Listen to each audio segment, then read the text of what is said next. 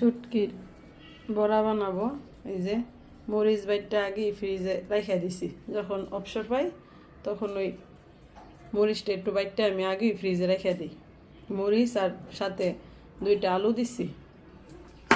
আর এখন শুটকিটা বাটবো।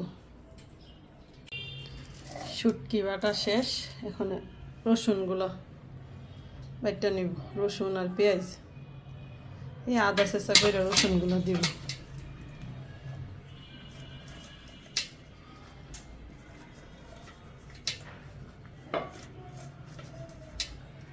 পেঁয়াজটা রসুনটা একটা বাটা দিয়ে পরে পেঁয়াজ দিব।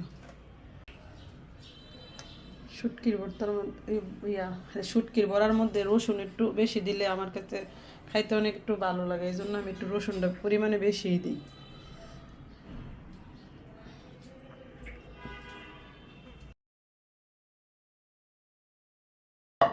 রসুন পেঁয়াজ এই যে বাটা শেষ, বাইটটা নিলাম। রসুন আর পেঁয়াজ শুটকি মানে পরিমাণ মতো লবণ দিয়ে দিব। আমি রসুন একটু পরিমাণে বেশি দিচ্ছি, রসুনটা দিলে আমার কাছে খাইতে অনেক ভালো লাগে। আচ্ছা ঠিক আছে।